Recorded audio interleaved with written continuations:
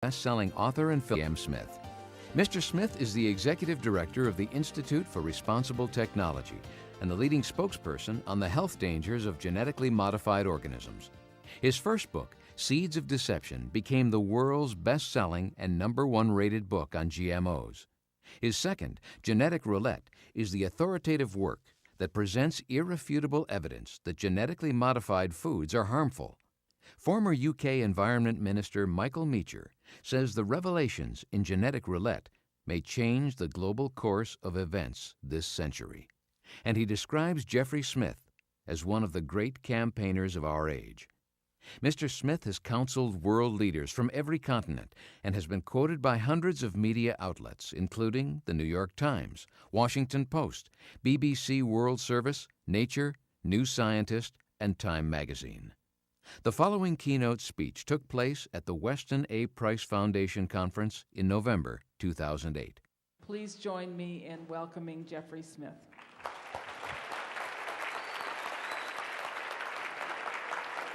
Thank you, Sally, and all of Weston A. Price Foundation. What a magnificent environment you give us to have fun in. Thank you so much.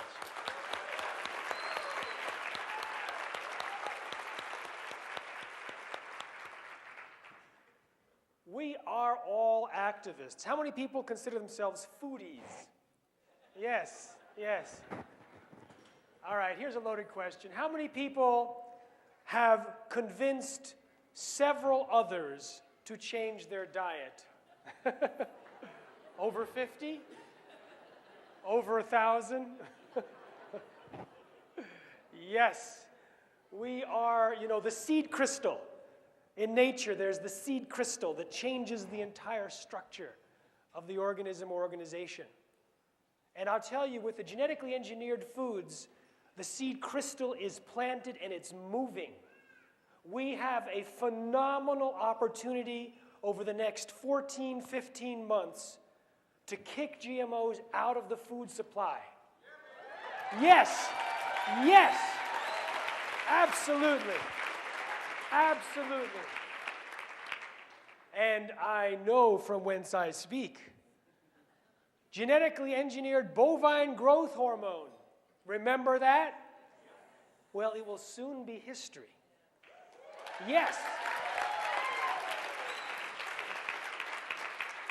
In March of this year, Walmart said, no more RBGH in our milk.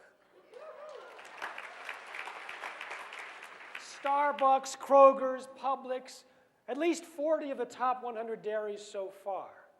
So what happened? The seed crystal's at work. It turns out, others call it tipping point. A small percentage of consumers changing brand choices based on information. All of a sudden, using a product becomes a marketing liability, and it moves the market. So if you look at the actual New York Times reports and the Washington Post and the Boston Globe, they talk about tipping point. They talk about explosion in the industry. How did this arise? Well, it turns out a few of us did it on purpose. It was no accident.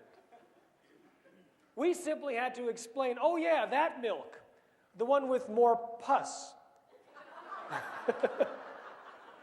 Oh, and more antibiotics, and more bovine growth hormone, and more IGF-1, insulin-like growth factor 1. You know, the stuff where if it's in high levels in your blood, it increases cancer and incidence of fraternal twins. Oh, that milk. You want that milk? So we started spreading it around, writing about it in books, giving PowerPoint presentations, having postcards go to different dairies, and the tipping point was reached about 2.5 years ago. Tillamook, the second largest cheese chunk producer in the United States, went RBGH free, and then it was like the domino effect, and we're still watching it. And 3 weeks ago, Monsanto finalized its sale of its bovine growth hormone to Elanco, Eli Lilly's veterinarian division, because Monsanto realized the days of bovine growth hormone are over. Let's give us some. All right.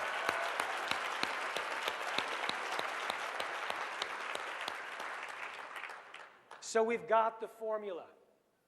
We know that we can convince a small percentage of consumers to change their brands, and the tipping point happens. So what about genetically engineered foods? What is going to cause Kraft or Nestle's or Hershey's to hold on to its genetically engineered corn?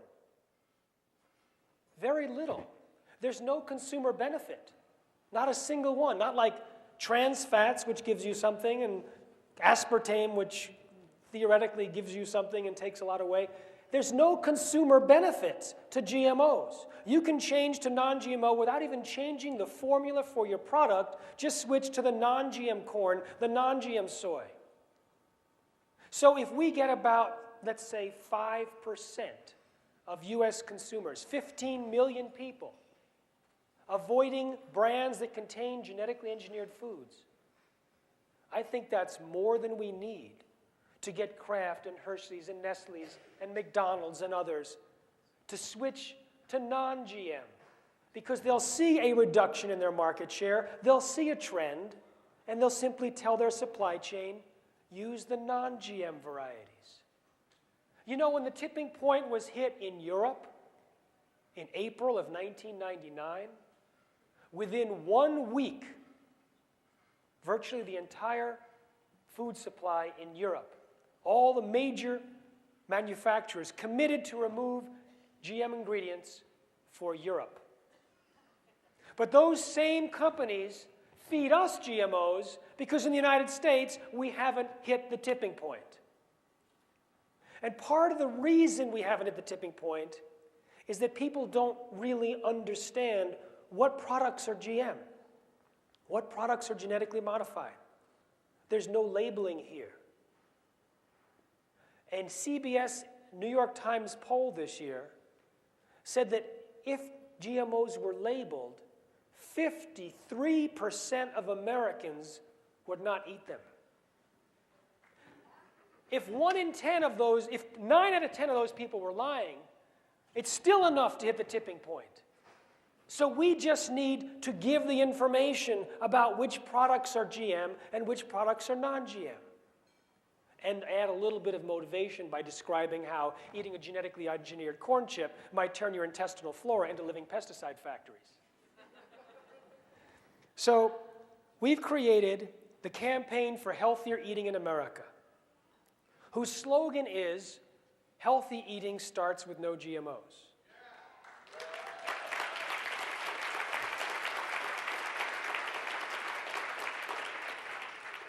So all you foodies out there, this is your mantra this year coming.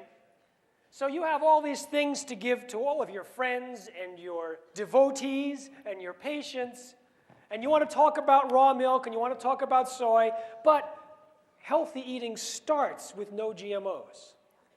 Because by the end of next year, we expect to hit the tipping point. And we're going to do it here. Now, we have created non-GMO education centers, and on the top of that are non-GMO shopping guides, which list the brands that are non-GM and list samples of products that are GM, and also describes how you can evaluate a product by reading the ingredients and looking at the packaging to determine if it's GM or not. So we're not waiting for the government to label, we'll do it ourselves.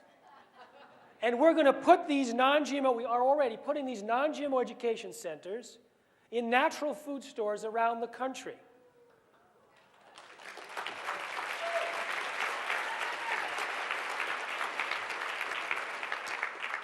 So if you meet me after the talk over there, you all get your free non-GMO shopping guide. You all get your health risks brochure, which encourages you to use the shopping guide. For those of you that are doctors, we have a package for your patients. And we're putting it out through many different organizations in electronic form, in physical form. We expect to distribute the shopping guide totally in the tens of millions next year. So we are going to do what people have been we've been whining about this for 12 years, waiting for the government to do it for us. What a waste of life. What a waste of life. I'll tell you, by the way, Obama says he's going to label genetically engineered foods. He says that. Let's hear it. Yeah.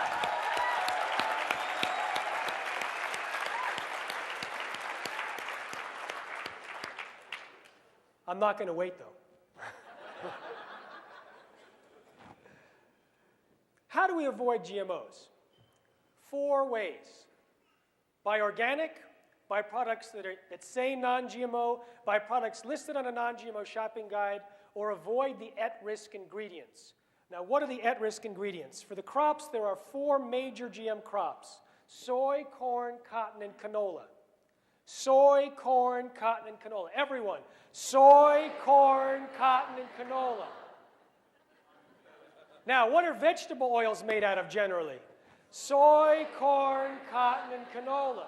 Another excuse to avoid vegetable oils. Okay, minor food crops: Hawaiian papaya, zucchini, crookneck squash, a tiny percentage of the GM crops out there, and also, unfortunately, starting this year, the sugar supply in the United States will be genetically engineered from sugar beets. So this is the first new crop introduced in a long time, so we have to move quickly. We don't have time to waste. Okay, everyone raise your hand. Everyone raise your hand. Thank you all for volunteering to do more on the GMO issue, and you will know how to do it within an hour, and it'll be easy and fun and successful. Remember RBGH? Well, your children won't. All right. So the reason we're here is due to the glories of the Food and Drug Administration. Based on a single sentence, GMOs have flooded the market. The sentence in the policy says the agency is not aware of any information showing that the foods created by these new methods differ from other foods in any meaningful or uniform way. Now, it's obviously not true. In fact, documents made public from a lawsuit proved that that sentence was a lie. But on the basis of that sentence, the FDA said no testing was necessary. The FDA said if the companies that produce the biotech foods believe they are safe, I guess it's coming, they can put it on the market without even telling the FDA.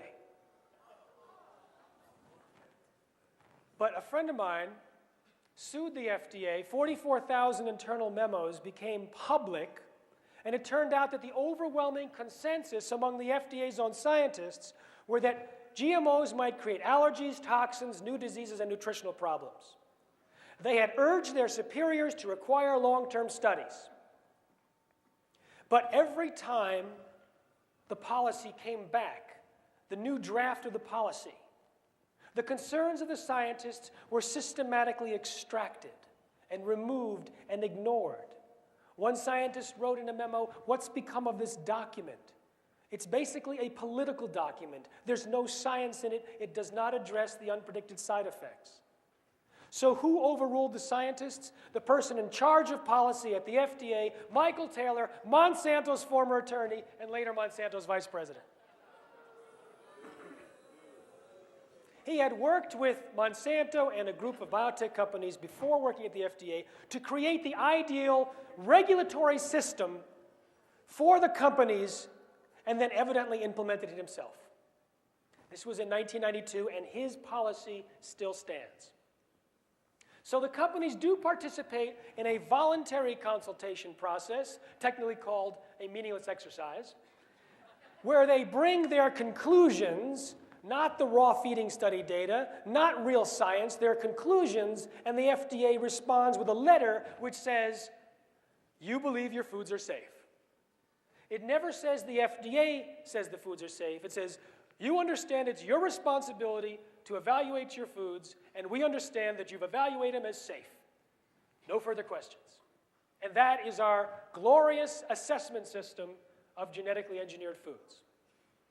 Now, one GM food, the Flavor Saver tomato was the only genetically engineered crop, the first one, to ever go through a thorough, systematic feeding study that was turned over to the FDA. They did a rat study with the tomato, and the rats refused to eat the tomato.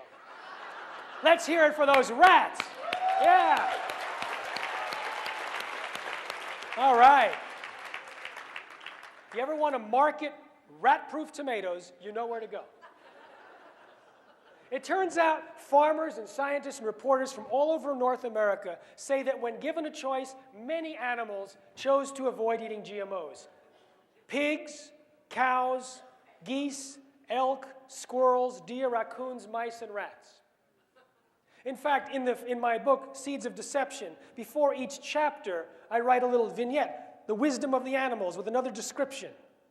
And someone evidently read that about squirrels, where they put corn on the cob out for squirrels, and the squirrels wouldn't eat the BT corn. So he wanted to do this experiment and see if it worked for the squirrels around his house. So he bought a couple of bags of corn, BT corn that produces its own pesticide, and natural corn. And he put it in the garage, waiting for the winter to feed the squirrels.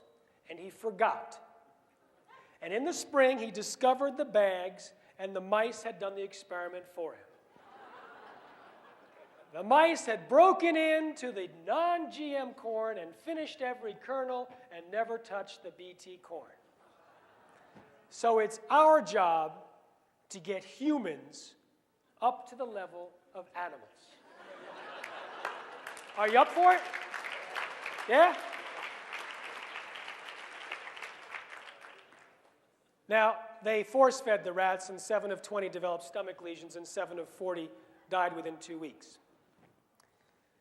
Now, in the UK, they decided, let's do long-term feeding studies and prove to the skeptical public that GMOs were safe. So they put out a request for a proposal to create the testing protocol. They got 28 different applications, and they gave the $3 million grant to Dr. Arpad Pusztai, the world's leading expert in his field. How many people have heard of Dr. Arpad Pusztai? All right. So I write all about him in the first chapter of my book. And by the way, this book is Seeds of Deception, is written in story format, and the whole first chapter is Arpad Pusztai's story. And it's hard to put down. That's why I wrote it, because I might say that's true. But, I know this because someone did a master's thesis on the impact of my book on the passage of the first state regulation on GMOs. It was in Vermont. And he interviewed a bunch of representatives, and they said normally books don't influence policymakers because they're too thick, we don't have time. But when I started reading it, I couldn't put it down, and someone said the book spread like wildfire and was the basis for every conversation on GMOs in the State House once it arrived. So here's the first activist tip. If you choose to use this in your lending library, then what you say is, just read the first chapter. And that's usually all it needs. And that first chapter is a kind of a microcosm, as we'll see in a minute, of what's going on with GMOs. Because Dr. Pusztai, he worked with a team from 3 different institutes, including his own very prestigious institute, 20 or 30 scientists, and he created a protocol that was going to be used as the EU testing protocol for GMOs. And what he did was, he created a potato engineered to produce an insecticide. Took a gene from a snowdrop plant, put it into the potato, and as part of the protocol, they fed it to rats along with a complete and balanced diet. Another group of rats were fed natural potatoes, and a third group were fed natural potatoes spiked with the same insecticide that the genetically engineered potatoes were producing. So GM potatoes with the insecticide. Only the GM group got sick. What was the cause of the problem? What caused the potentially precancerous cell growth in the digestive tract, the smaller brains, livers, and testicles, the atrophy of the liver, and the damaged immune system? What caused the intestinal walls on the rats on the right side of the photo to have such prolific cell growth? Or the stomach lining to look about double the size? It was not the insecticide. It was somehow the process of genetically engineering the potato. Now, Dr. Pustai went public with his concerns, was a hero for about 2 days at his prestigious institute, and then 2 phone calls were allegedly placed from the UK Prime Minister's office to the director of the institute. The next day, Dr. Pustai was fired from his job after 35 years, silenced with threats of a lawsuit. His 20-member research team was disbanded. They never implemented the long-term safety testing protocols. Instead, they mounted a campaign to trash his reputation. He's since got the data back. It's published in The Lancet. And it implicates the process of genetic engineering as very dangerous. These problems occurred in 10 days. Now, one thing that was interesting about the potatoes was that they would have passed the assessments used around the world, even where they're required in the EU. The assessments done by industry are so poor, so superficial, that the potatoes would have made it to market. But the crops that are already on the market have never been tested in the ways for these things that the potatoes were tested for. So they may be creating the same problems because they were created from the same process. So this is the first possible cause of problems. The very process itself of genetically engineering a crop causes massive collateral damage and unpredicted side effects. So what is the process? Let's say you want to take corn and turn it into a registered pesticide. So you take a gene from soil bacterium called Bacillus thuringiensis, or BT. How many people use BT on their garden or farm? It's used by organic gardeners. It's a natural pesticide. But they take the gene out of that pesticide, they make changes in it so that it'll work in crops. But they have to figure out a way to turn it on because normally genes are self-regulating based on the needs of the cell. But they're ignoring the needs of the cell, so they put in a viral promoter, an on switch, that turns on that gene 24/7 around the clock to pump out that BT toxin. They put an end switch at the very end, stop signal, saying to the cell, stop reading, the gene ends here. Then they make millions of copies of that gene construct and put it into a gun. And they shoot that gun into millions of cells, hoping that some of the genes make it into the DNA of some of those cells. You can't tell where it ends up. You can't even tell by looking at it if it got in there. So they need to figure out a way to figure out which one of the cells have the genes functioning. So before they make millions of copies, they add another gene into the gene construct. It's called an antibiotic-resistant marker gene. Its job is to produce a protein that renders the cell invincible to a normally deadly antibiotic. So after they shoot the genes into the cell, they add antibiotics, killing almost all of the cells except the very few that have the gene construct functioning inside the DNA because that has rendered the cell invincible to that antibiotic. Then they take those cells and they clone them into the corn plant that produces the BT toxin. So it's a lot of things, but it's not natural. It's not sex. And what it does is it causes unexpected changes in the DNA. 2 to 4% of the DNA is different as a result of the process of insertion and the cloning.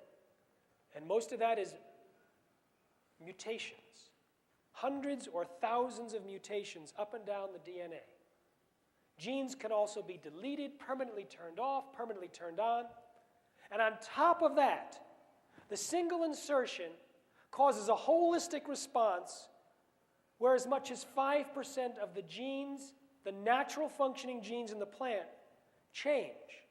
They change the levels of expression of the proteins they're producing. So we're talking about massive collateral damage. When you change the DNA, you change the RNA, which the DNA creates, you change the proteins interact to create all these natural compounds which give the special qualities to a plant. Many of them can be increased, decreased, there could be new ones. And we don't test for them. They don't test for them. They test for a small handful of known nutrients, maybe one or two known toxins, and put it on the market, knowing that there may be hundreds of different compounds that have changed levels of expression or are new.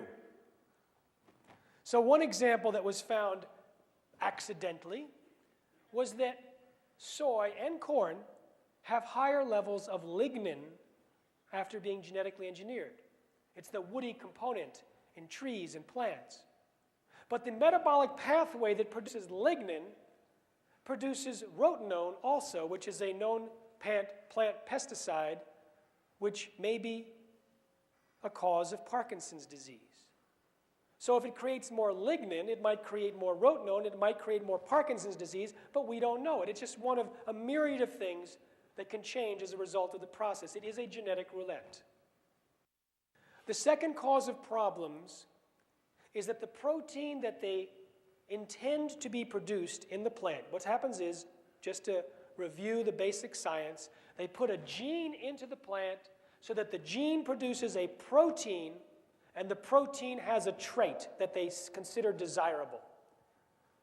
So that protein may be harmful. Now there are two primary traits. About 80% of all crops are designed not to die when sprayed with a particular herbicide. So here's how that worked. Monsanto found bacteria surviving in a chemical waste dump in the presence of the normally deadly Roundup, their herbicide. And they said, let's put it in the food supply. So they took the gene that produced the Roundup-ready protein, allowing the bacteria to survive, and they put that gene into soy, corn, cotton, canola, and now sugar beets, so that when you spray the field with Roundup, you just kill all the other plant biodiversity in the field, not the Roundup-ready crops. About the other 20% of the crops produce their own pesticide, Bt. Then there's a tiny percentage, those papaya, zucchini, and crookneck squash, that have virus-resistant proteins. Now, viral proteins, it turns out, there's more than 100 studies that show that viral proteins can suppress the defense mechanism against viral infection. And they may also be toxic, interfering with things like the cell cycle, which might be cancerous. So the protein itself that's intended to be put into the product, in the case of these papaya, zucchini, and crookneck squash, might theoretically be causing us to be more susceptible to viral infection and cancer or other diseases. Now let's take a look at the Bt toxin and see if that has a problem. According to the Environmental Protection Agency, which registers the crops as official pesticides, the Bt is not a problem because it has a history of safe use among farmers, among forestry, organic farmers. They say the Bt toxin is destroyed during digestion and is completely benign to mammals anyway because we don't even have receptor cells for it. It would just pass through our system if it weren't destroyed during digestion. Now, this is the assumption that allowed them to approve Bt crops without testing them. However, the assumptions about the basic natural Bt are false. About 500 people in North America got allergic-type reactions when they were sprayed with Bt when it was used for gypsy moth infestation. When they took Bt and they fed it to mice, the mice developed an immune response as powerful as if they had been fed cholera toxin. Some developed damaged intestines. So it survives digestion, it does interact with mammals, and it does affect humans in its natural state. But the Bt that's produced in crops is thousands of times more concentrated than the spray form. It's designed to be more toxic than the spray form, and it has properties of a known allergen. So now what we're seeing in India are hundreds, maybe thousands of workers who touch the Bt cotton are reporting allergic reactions. the same allergic reactions as those that were reported by the 500 people in North America. Sneezing, runny nose, watery red eyes, itching, burning, inflammation, swelling skin. Some had fever, some went to the hospital. Here's a picture that I received last week from a different region in India than the particular study I just pointed to. And the person said that in the 2 to 3 years since the BT cotton, many, many people have had itching all over their bodies, eruptions, wounds, and discoloration. On October 26th of this year, the Sunday India newspaper reported that hospital records show that victims of itching have increased massively this year, and all of them are related to BT cotton farming. A pharmacy manager said almost every cotton worker from this village suffers from itching. Not a day passes by without a few of them coming to purchase medicines for it. In 2006, it was reported that when they let sheep graze on the cotton plants after harvest, within 5 to 7 days, 1 out of every 4 sheep died. In February of this year, some colleagues in India did a little study. They took 9 sheep. They let 3 of them graze on genetically engineered Bollgard 1, 3 of them on genetically engineered Bollgard 2, and 3 of them on natural cotton plants. This was after harvest. They noted a progression of symptoms just among the groups fed GM. First of all, they reduced their food intake. Then there was swelling lips, frothy salivation, nasal discharge. Then bulging of the heads, then a slight fever, and then between day 25 and 30, there was 100% mortality among the 6 animals fed BT plants. Those 3 that were fed non-BT had no symptoms. About 10 days ago, I received an email from someone in India about buffaloes and cows in an area northwest of Delhi. Turns out the buffaloes most refused to eat BT cotton and seed and oil cake. Those that did had prolapsed uteruses, many of them premature deliveries, most. Abortions became very common. The age of conception advanced up to 2 years. Milk is so important from these buffaloes, and yet there was a reduction in the milk supply and the fat content and the taste quality. There were skin problems and lots of deaths among both adult and calves. So one thing that I do is I always consider this area my responsibility, because food is all of our responsibility. And I've noted that the reason why GMOs are on the market is because systematically governments and individuals and companies have done just the opposite. They've said, someone else's responsibility. You ask a business, well, what about your GMOs? The FDA has said it's safe. You ask the FDA, they say, oh, no, Monsanto has said it's safe. I talked to a Monsanto scientist, a former Monsanto scientist this year, about RBGH. He said, yeah, I knew 3 scientists who were doing safety studies on RBGH for Monsanto, and all of them switched to organic milk.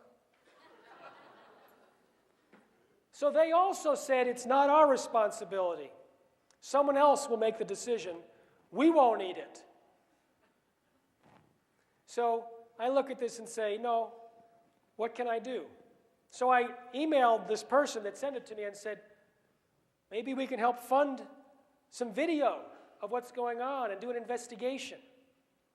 So yesterday we secured funding. We didn't have any money. We were a poor organization, but I put it out there. And then I found a funder yesterday, and we're going to send 2 veterinarians and a reporter and a film crew to leave next week.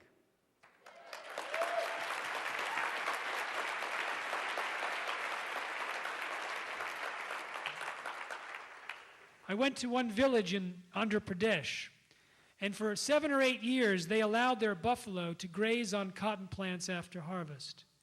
But on January 3rd of last year, they allowed their animals to graze on Bt cotton for the first time. And they grazed for 1 day. The next day, they were either unconscious or unable to move, and the vets couldn't revive them. After 3 days, they were all dead, all 13. They also told me that their 26 sheep and goats had died. The post-mortem showed holes in the lungs, the liver was darker, flattened, and dry, and there was undigested food in the rumen. The rumen is like the early stomach, which it usually breaks down the cellulose through microorganisms. So it raised the question, does Bt toxin kill the rumen bacteria? Now, the cotton problems, I talk a lot about health dangers, and that's strategic. Because if I want people to avoid eating GMOs, many people can hate Monsanto, many people can be concerned about the environmental impacts, the patenting of life, the concentration of the ownership of farming, all these terrible problems associated with GMOs. But to get people to change lifelong eating habits and to switch brands, it's more about the health.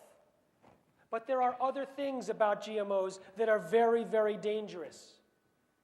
In fact, the environmental impact may be far worse than the health impact. Why? Because the genetic pollution we're putting into the environment is self-propagating. The genes we put into the gene pool, that genetic pollution, can outlast the effects of global warming and nuclear waste. We are altering our biosphere, maybe irreversibly. We don't have a technology today to fully clean it up. We can reduce it dramatically, but today we cannot pull the contamination of GM corn out of the indigenous corn varieties in Mexico. They want to introduce, in 2 years, genetically engineered insects. They want to introduce genetically engineered salmon. Imagine trying to do a recall. Now, one of the aspects of GMOs is that we have all these unpredicted side effects for health, but there's unpredicted side effects in the environment. When they planted this Bt cotton, Monsanto bought the seed companies in India and pushed the Bt cotton in certain areas, in some cases removing the availability of non-Bt seed. They had spiritual leaders push their cotton. Bollywood actors push their cotton. And they convinced hundreds of thousands of farmers to take out loans to invest in the cotton and the agricultural chemicals that would allow them to become rich. And in many cases, the cotton failed. And there has been farmer suicides. On November 3rd, the Daily Mail in the UK gave us an idea of how many farmer suicides.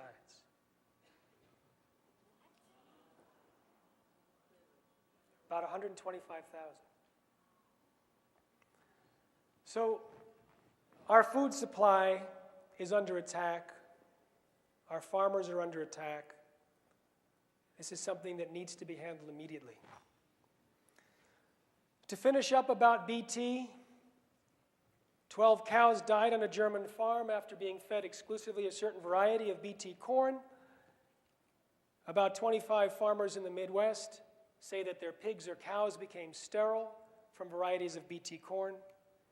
In the Philippines, a village of about 100 people developed skin, respiratory, and intestinal reactions and fever while breathing in the Bt pollen during the time of pollination. They took the same seeds and planted them in 4 more villages. The same symptoms returned in all 4 villages during the time of pollination. Though the symptoms were different than the cotton farmers. Some of them were the same, but they also had headache, stomach ache, dizziness, diarrhea, vomiting, weakness, and numbness. And there were deaths among horses, water buffaloes, and chickens, and 5 unexplained human deaths. Even Monsanto's own study made public from a lawsuit showed that when rats ate their Bt corn variety, they had indicators for liver and kidney toxicity and indicators for blood pressure problems, allergies, infections, or disease, high blood sugar, and anemia. When they fed mice Bt corn, They had multiple immune responses, just like the mice who were fed the Bt toxin alone. And that was a government study in Italy, released last year. An Austrian study released last year showed that the more corn they fed the mice, the fewer babies were born and the smaller the babies were. So these problems, they may be the result of massive collateral damage, but it also may be simply the Bt toxin itself, which is intended to be produced inside our food. So that's the second potential problem, in that you have the massive collateral damage is the one. You have the toxin itself, or the protein itself may be the other. The third is that the protein that you produce inside the crop may end up being very different than the one that you intend. Here's a little science, very simple. You have a little computer program called the genetic code in the gene that you insert. The gene is called the transgene. And that code determines the RNA, and that code, every 3 of them, determine which amino acid is being used to create the protein. Then the amino acids line up, they fold into a protein. Now, in the process of inserting the gene, you can often mess up that sequence. It can mutate or truncate.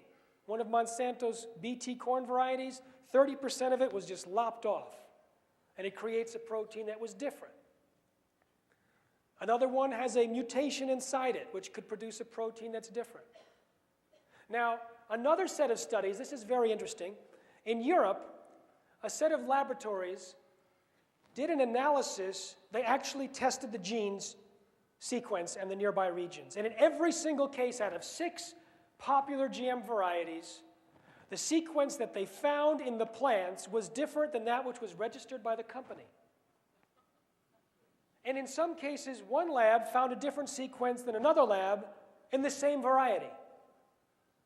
This suggests that the sequence is unstable and can rearrange over time. So how can you evaluate its safety today if it morphs and mutates tomorrow? Now, just suppose that the sequence goes in as you want it to, and that's what they suppose. The cell can read it differently or produce many proteins from the same gene. Now, just suppose, and they do, that it produces the amino acid sequence that you're looking for. You can still be messed up because it can fold differently. And misfolded proteins are very dangerous. Prions associated with mad cow disease. There's amyloid fibrils associated with Alzheimer's. Misfolded proteins. Or you might have different molecules attached to the protein, which can turn a harmless protein into a deadly one. And that appears to be what has happened to peas that were genetically engineered in Australia to produce an insecticide. They took genes from kidney beans that naturally produce an insecticide, and they put it into peas. Now, the peas had already passed all of the tests necessary to get on the market anywhere in the world. But these developers decided to do a test that had never before been done on GM food crops. They decided to do an immunological test with mice. They took the protein from the peas and they tested it, from the kidney beans in its natural state, exposed it to mice, and the mice were fine. Then they took the identical protein. In this case, they did test the amino acids. It was exactly the same. They took the protein and they fed it to mice, and they exposed it to mice in a variety of ways, and in every single case, the mice had an inflammatory reaction. In the lungs, on the feet, suggesting that the peas could create deadly anaphylactic shock in human beings. So they canceled the commercialization of the peas, which would have been exported to India for their food supply. Now, the scientists, and I spoke to 3 of them who had done this study, one of them said, we're very concerned and confused as to why the identical protein would act so differently in closely related species. So they did another test, which is almost never done by GM crop developers, and they found that the molecules that had attached to the protein, the sugar molecules, called glycosylation, which is known to have potentially allergenic properties, that the shape, that the pattern had changed slightly. And they said, this subtle change in the sugars is probably why the harmless protein had become a potentially deadly one. However, those peas could have made it to market without those tests. So when Monsanto's spokesperson in Europe was asked to comment on the cancellation of the peas in Australia, he said, "This shows that the regulatory system works." He never mentioned that none of his products had ever been tested in the same way, and that not only was his products, you see, they were surprised that the protein had changed in such closely related species. But Monsanto takes genes from different kingdoms, from bacteria, from viruses, and put it into plants, and expects it to act the same, and puts it on the market without testing it before we eat it. The fourth possible problem is that there are more herbicide residues on these herbicide-tolerant crops. So in the first 9 years of herbicide-tolerant crops, there was an increase of 138 million pounds of herbicide in the United States. And it's accelerating because of the development of herbicide-tolerant weeds that no longer respond to the same amount of Roundup or to Roundup at all. So in the next 2 years, there was an additional 120 million pound increase, and in 1 year, a 38% increase recently. But now farmers are using the more toxic compounds like 2,4-D, which is up 237% in 2 years. With increased herbicide, you end up with an increased fungus, fusarium, which creates mycotoxins, a decrease in trace minerals, and a possible impact on gut bacteria because these herbicides are antibacterial and they're in higher concentrations, so they can mess up our gut bacteria. Chickens fed Liberty Link herbicide-tolerant corn died at twice the rate, but this was an industry-funded study designed so poorly that even a doubling of the death rate was statistically insignificant. The fifth possible problem is that genes might transfer into our gut bacteria or into our own DNA. Now, this was of grave concern to the FDA scientists reviewing the first Flavor Saver tomato. The Flavor Saver tomato uses an antibiotic-resistant marker gene. We discussed that before. The Division of Anti-Infective Drugs wrote a memo complaining about this tomato. And they said, in all capital letters, it would be a serious health hazard to introduce a gene that codes for antibiotic resistance into the intestinal flora of the general population. Can anyone guess why? They were concerned that this antibiotic-resistant marker gene might transfer to pathogenic bacteria, allowing the bacteria to be invincible to one or more antibiotics. But the biotech industry and the political entities at the FDA said not to worry. Genes are destroyed during digestion. Transfer is impossible. Well, they finally tested this in a study published in 2004, the only human feeding study ever conducted on genetically engineered foods. It was a brilliant study. They took 7 human volunteers who had colostomy bags. They had their lower intestines removed, not for the study. They fed them a soy burger and a soy milkshake, genetically engineered. They looked in the colostomy bag and were surprised to find how much intact genetically engineered soy DNA had survived passage through the stomach and small intestine. It was supposed to be destroyed, and not all of it was. But in 3 of the 7 volunteers, before they were fed the soy burger and soy milkshake,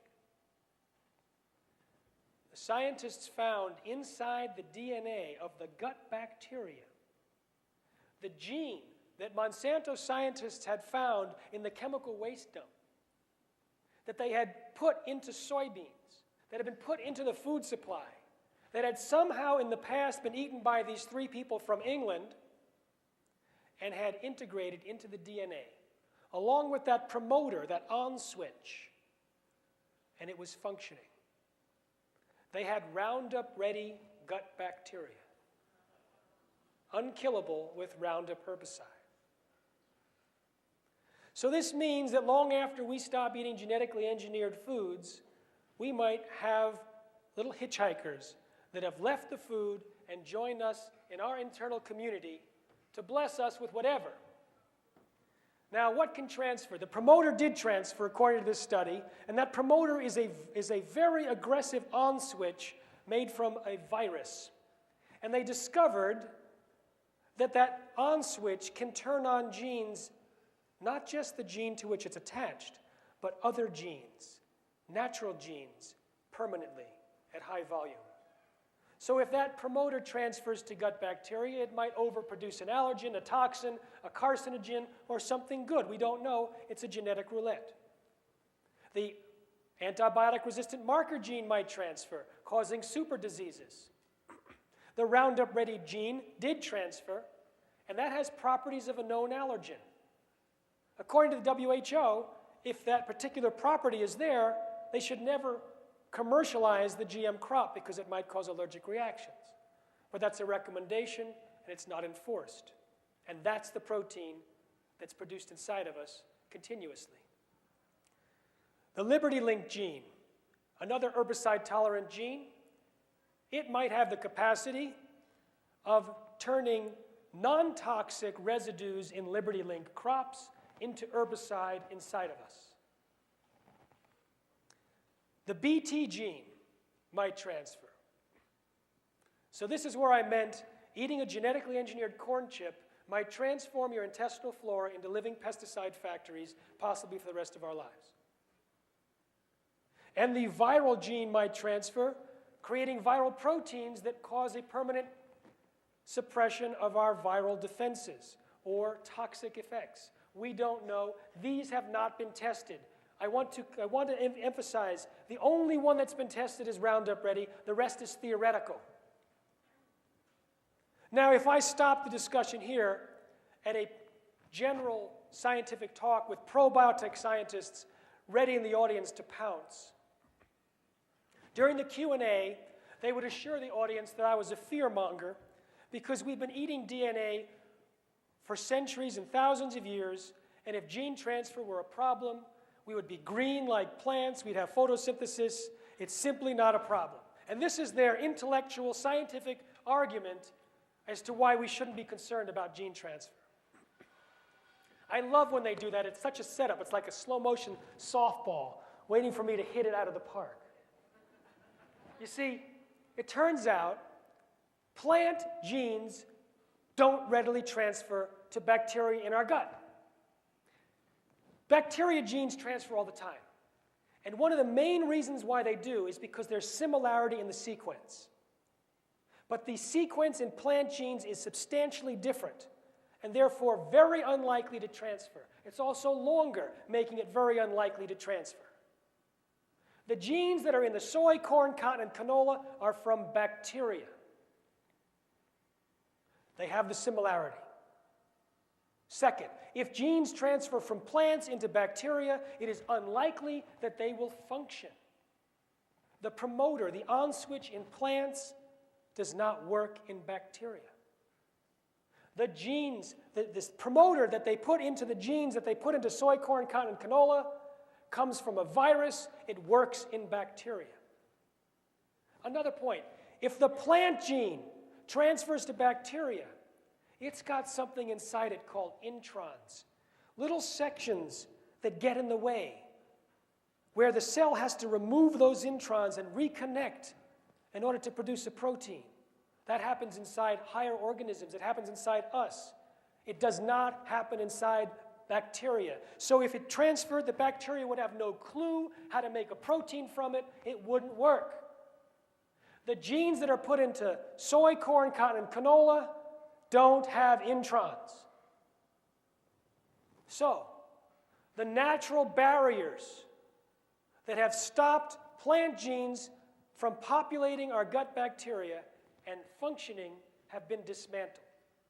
which means we may be shuttling all of these genes from genetically engineered crops, colonizing our bacteria.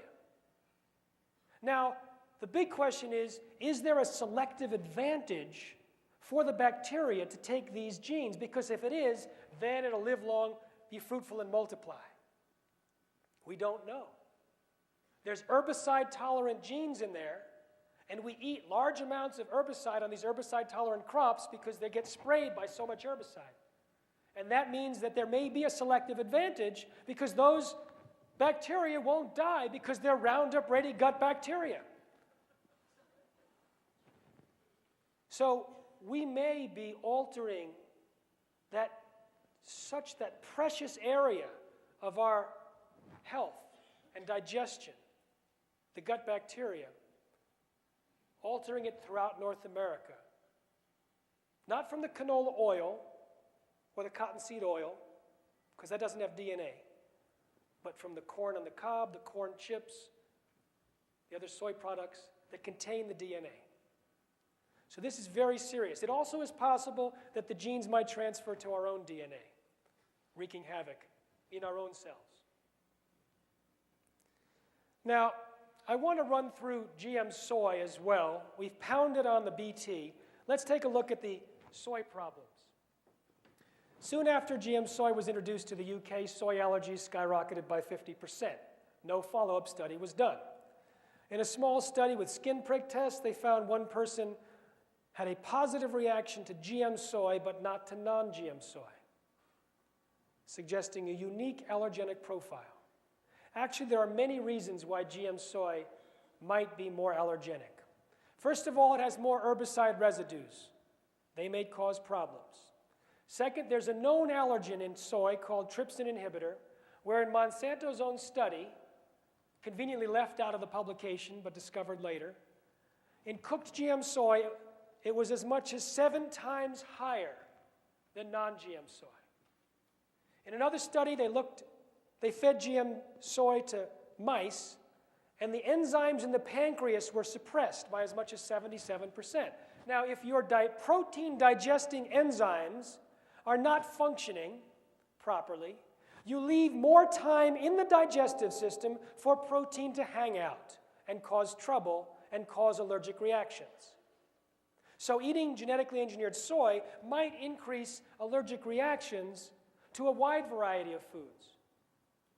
In addition, they looked inside the GM soy and they found a new protein that was never intended, probably the result of the massive collateral damage that occurs during the process of creating the GM.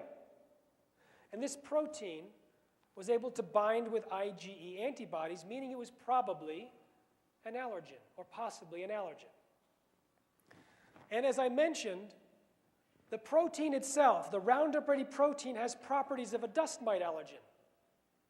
So it itself might be an allergen, and it may be continuously produced inside of us if the gene transfers. So all of those are reasons why GM soy might be increasing allergies to soy or other problems, or other allergies. Now, when mice and rabbits were fed Roundup-ready soy, they had altered cells, enzymes, or gene expression in livers, kidneys, pancreases, and hearts. Here's mice livers. That's the nuclei. You'll see on the right, the membrane around the nuclei is more rough, not as smooth. Inside the nuclei is the nucleoli. You'll see differences there as well in the GM-fed group on the right.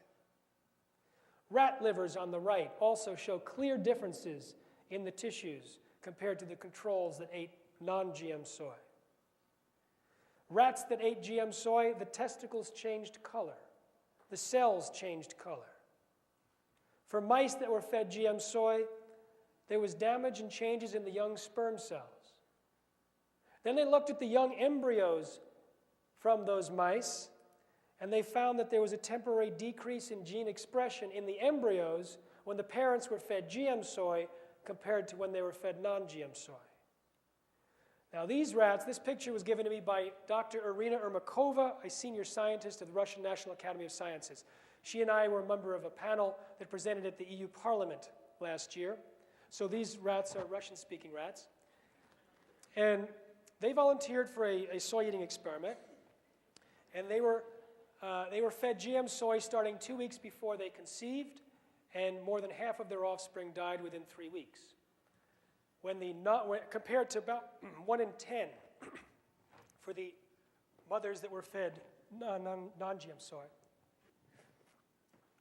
Here's a picture of 1 day's death rate. You'll notice that the GM soy group was smaller. They also had a different look to them. Notice the GM soy group on the bottom. Here's a comparison of 2 rats the same age, 19 days. The smaller one is from the GM group. They tried to mate the offspring of the GM group, but they could not conceive. Now, this is preliminary evidence. It was reported in a conference in October 2005, and Dr. Ermakova basically said, this is astounding research. I've repeated it 3 times. I have frozen my samples of tissues. I have no more money. Please repeat the study. Please offer money for us. We can evaluate it to see if GM soy is causing these problems. Well, as you probably guessed, it has never been repeated. She's been vilified.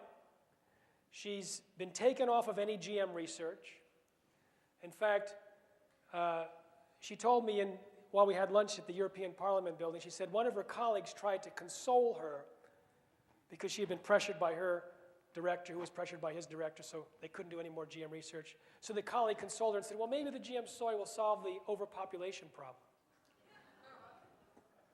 Now, in the attacks on her, there is one valid point that I have to bring up that's very clear. It was a mistake in the study, I think, and that is that she never did a biochemical analysis of the feed. Because it's possible that there might have been some toxins in the soy flour that she used that was the cause of these astounding results. Now, after doing it 3 times with the same feed, an interesting coincidence happened. The feed that they were using as the rat chow for all the rats in the facility changed to be GM soy based. So she couldn't do any more studies because she had no more controls. But after 2 months of all of the rats eating GM soy, she asked her colleagues, what is the mortality rate of the rats you're using in your experiment? It had skyrocketed to over 55%, suggesting that it is not a particular toxin in her batch, but that it is a generic problem that might be affecting the human population. Now, if GM crops are so bad, why don't we see more problems? We can take a lesson from L-tryptophan. L-tryptophan, produced by genetically engineered bacteria in the 1980s, was responsible for a deadly epidemic that killed about 100 Americans and caused 5,000 to 10,000 to fall sick. Only the brand that was genetically engineered was responsible for the deadly epidemic. It took about 4 years for them to identify that there was even an epidemic taking place, and they almost missed it. The only reason they found it was because the disease had 3 simultaneous characteristics. The first was that it was new symptoms. It stood out. Completely new disease. The second was that the symptoms were acute, forcing people to go to hospitals and to doctors. And the doctors said it was the worst pain they had ever seen in their careers. And third, it came on quickly. Now, what if all 3 characteristics had not been in place? What if it was not new? What if it was heart disease or diabetes or cancer or autism? It would still be on the market. What if it was not acute? What if it was frequent colds or memory loss? Or memory loss? It might still be on the market. What if it didn't come on quickly? What if it took 20 years to show up? What if it took the next generation? So it begs the question, what about GM foods on the market? Might they be creating an epidemic today that's going unnoticed, that might not have all 3 characteristics? Might it be responsible for the doubling of food-related illnesses in the United States between 1994 and 2001? Or all the horrendous statistics we're seeing worse in the United States and Canada than overseas? We don't know because there's no post-marketing surveillance. The Canadian FDA, Health Canada, said, we're going to look at the health of Canadians and see if GMOs are positively or are negatively affecting them. This was in 2002. By 2003, they gave up, saying it's too difficult. There's no human clinical trials, no proper evaluation of all those potential changes. Approvals are based on assumptions which are largely disproved or untested. Or they're based on industry-funded studies which are designed so poorly these guys have bad science down to a science. I'd like you to rate yourself from 1 to 100. How vigilant you'll be next week. Rate yourself from 1 to 100 how vigilant you'll be at avoiding bringing GM foods into your home.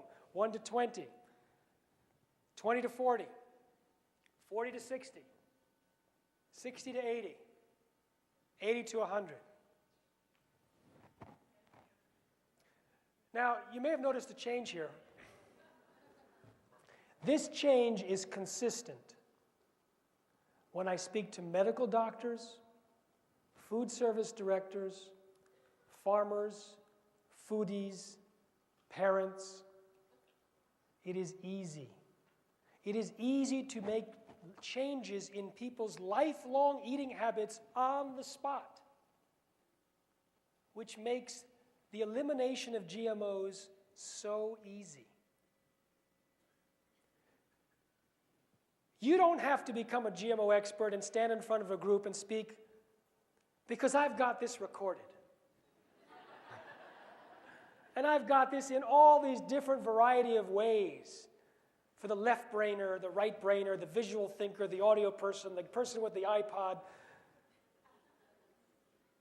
But we do need the network. So, how active do you plan to be on helping to stop this? How do we stop it? Let's compare where we are today with the plans by Monsanto.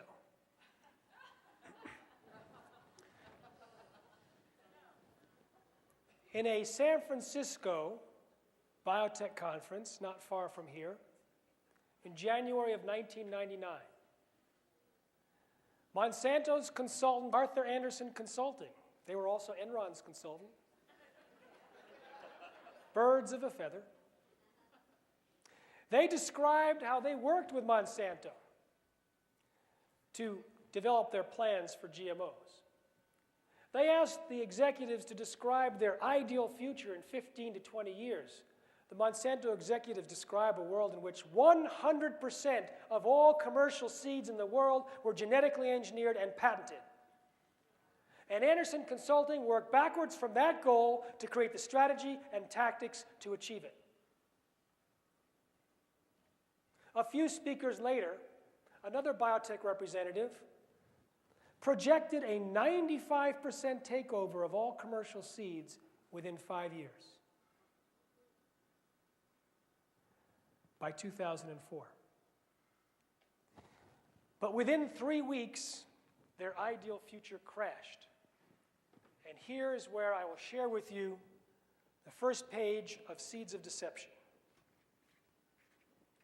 And you're going to have to buy it to get the rest. Lesson from overseas. When Susan answered the door, she was startled to see several reporters standing in front of her. More were running from their cars in her direction, and she could see other cars and TV news vans parking along her street. But you all know we can't speak about what happened.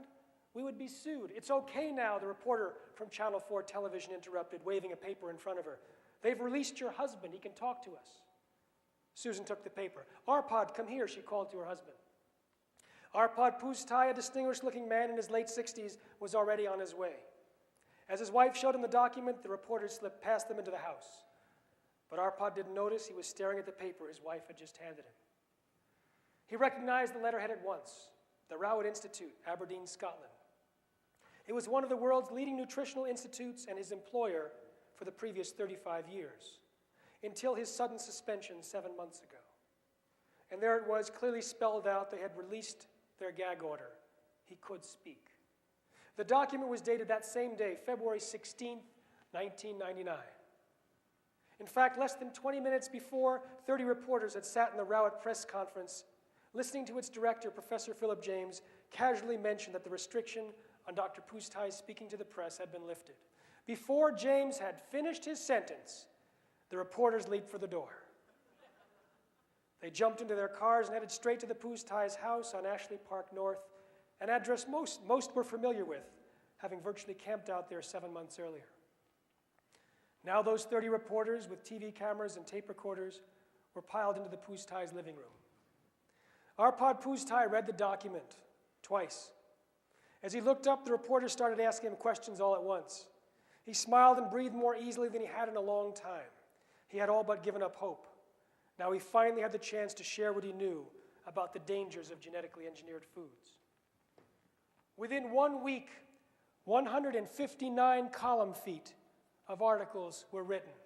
Within a month, 750 articles. By April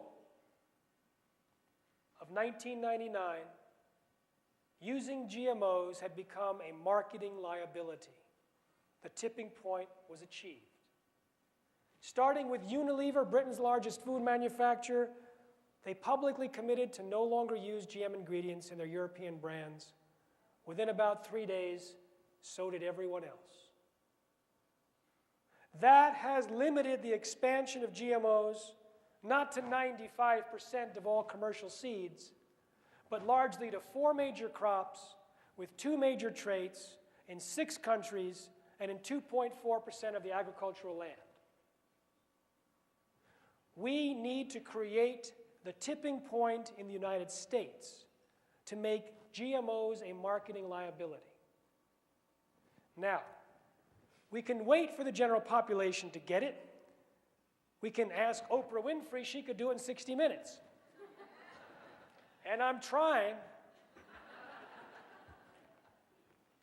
But we don't need to convince the average junk-eating couch potato person in the United States to change their diet and to consider for the first time that food might have an effect.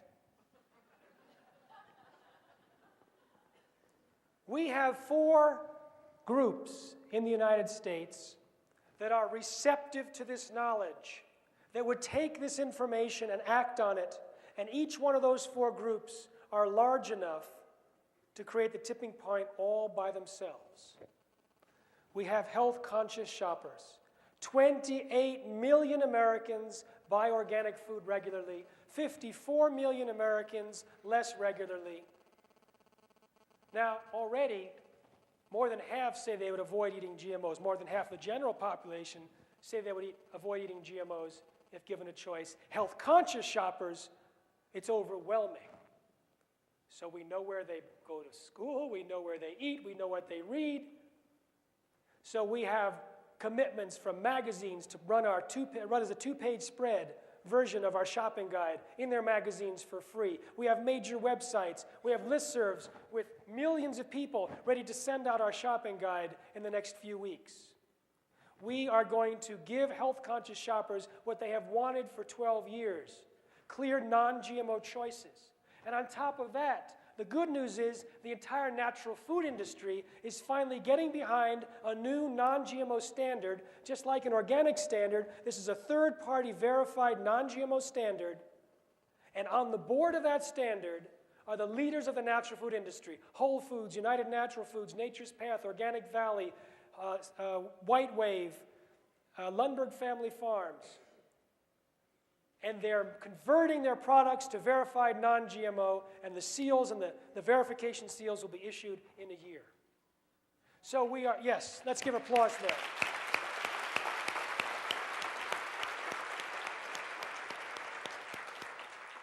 So we're giving them information, we're giving health-conscious shoppers information, we're giving ample supply of non-GM, and we're giving them choice. Health professionals. I'll read a quote from John Boyles, an MD. I used to test for soy allergies all the time, but now that soy is genetically engineered, it is so dangerous that I tell people never to eat it, unless it says organic. When Kellogg's realizes that doctors are prescribing to parents not to feed their kids Kellogg's cornflakes because it's GMO. when the food companies realize that doctors are prescribing non-GM diets, it's over. School meals and the parents associated with the schools. School meals are under intense scrutiny because of the incredible epidemic going on with our kids. So they have changes going on. They're making changes. They're in the process of making changes. Now is the perfect time to get them our information so that GMOs are added to the do not eat category. So we have a grassroots program with a 60-page manual and a video called Hidden Dangers in Kids' Meals. It's like instant activism. Just add DVD and stir. You show it to a group and you say, how many people want to work on a GM-free school campaign? The hands go up. And we can create that in communities all over the country. Religious groups. Think about it. If the evangelical Christians, for example, believed that GMO meant God move over,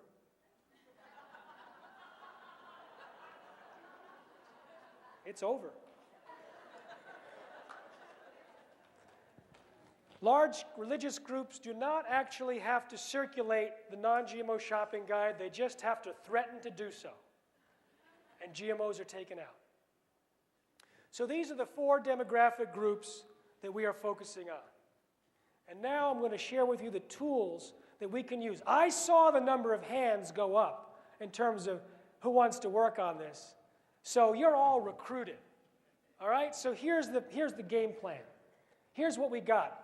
We've got a ton of stuff on our website, responsibletechnology.org. You have a PowerPoint presentation there, fully scripted. All these points, but aren't these beautiful PowerPoints? My wife did these. She's here. Let's give her a hand. Where are you?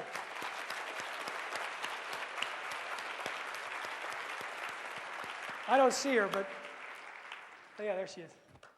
So we have a PowerPoint fully scripted on our site. We have the Hidden Dangers in Kids' Meals video. We have a movie on called Your Milk on Drugs, Just Say No.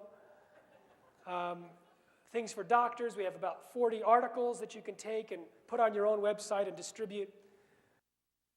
We have a monthly e-newsletter. Now, I got to tell you about this new video. I got a call a few years ago from a woman in France who turned out, I didn't know it, she was an award-winning author and filmmaker. And she was doing a film on Monsanto. And I had, I think by that time, 13 film crews come to my little town in Iowa. And I've been interviewed a dozen or 2 times elsewhere. And so I was very comfortable talking to filmmakers and giving them the whole background about who to interview and what the angles were. She knew it all. And she was traveling all over the world to people I had written about. She had gone over my book meticulously and written notes and followed through with each of these people. So she was incredibly well informed. So I knew that her film was going to be a blockbuster. So when I was in Europe, I went to Paris and looked at the early versions of the film and worked for a year to get distribution rights of the film. And it's now out. It's called The World According to Monsanto. How many people have seen it? It is so devastating. The 30 minutes after seeing this film are like the most motivated someone is in their life to stop GMOs. So we have a program for retail stores in the natural food industry. They put up the non-GMO education centers. They distribute the non-GMO shopping guides. They host free public showings of The World According to Monsanto. We have publicity materials downloadable on our website. You can do this too. We have handouts that can convert that energy into effective community action. But if you show this alone and you don't have any discussion afterwards, it can be very depressing. We have a 3-minute video in here called What We Can Do. It introduces the campaign for healthier eating in America. It introduces the tipping point. I gave a talk in Kansas City 2 weeks ago. And they had shown The World According to Monsanto 2 weeks before that. And they didn't have any discussion about activism. They didn't convert the energy. They didn't run the 3-minute video. And someone came up to me before the thing and burst into tears and said, "Is there any hope?" And I said, "Oh, yes, there's hope. You just watch." So it is a powerful tool, and it can be used to create energy, and it can be done in house parties or public showings. And it came out perfectly in time for the campaign. This is what I want to talk to you about. This is a book. I was wandering around the world giving Seeds of Deception away to senior political leaders. And, when I handed this thick book to the politicians, I realized they're never going to read it. They hardly do. In Vermont, we got lucky. But I realized I have embedded the information about the health dangers into stories about scientists that were fired, about regulatory agencies that were hijacked, about scientists that were threatened. And I realized that it's not the book I needed to give to politicians. They need brochures. Maybe less. But if they give it to their staff, the staff and the scientists, they need textbooks. So I had an idea. The idea was to do a 2-page spread. And this side, the executive summary, is for the attention deficit politician. And this side is for their staff. And this side is for the patient, this side is for the doctor. This side's for, it's basically 65 health risks of GMOs, irrefutable, overwhelming evidence of harm. And when I give this to presidents and cabinet ministers and politicians around the world, I say, use this as a checklist. There are 65 health risks. Demand from the biotech industry that they counter each of those risks with rigorous independent data. If they can, I have no health argument. But if they can't, they have no justification for putting the foods on the market. And I have a place on my website with all of the left pages, and I say, please respond, challenge. And I describe in the book, please, biotech industry, respond, challenge. But I also say they won't, because they lose the argument on the level of details and science. So what they do is they dismiss, they attack, but they don't debate. And in addition to these 65 risks, I realized, let's say I give it to a senator, and he says, well, I'm sure that the Food and Drug Administration is on top of this. I had to write, yeah, I know, it's a joke. I had to write part 2, which shows how the current safety assessments by governments around the world are incompetent to even identify most of the risks. And part 3, how industry-funded studies are designed to avoid finding the risks. And part 4, why GMOs are not designed to feed the world. Their average one reduces yield. It's the worst possible thing. It takes money away from more appropriate technologies, and it causes things like suicides, etc. So this is for the left brain and the medical doctor and the school superintendent who needs to get convinced.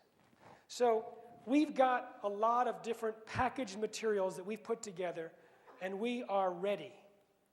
We are really ready for this campaign. I've been working for 12 years. Please don't wait.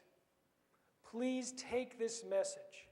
We don't have the time, the luxury of the time, while they're polluting our gene pool, while they're introducing new products, while they're possibly colonizing our gut bacteria. We don't have time. But we have tremendous power. We just have to share these main points. Give people a choice. We just got this shopping guide a few weeks ago, and I've been carrying it around in my pocket, giving it to taxi drivers and waiters and people I meet in the airport. They are so excited. 9 out of 10 Americans want GMOs labeled. More than half would avoid them if they were labeled. We're not the minority. In this case, we're not unique. In this case, we're not weird. Think about it. We're not weird. That sounds kind of strange. But as far as being against GMOs, we are the vast majority. So let's make it happen.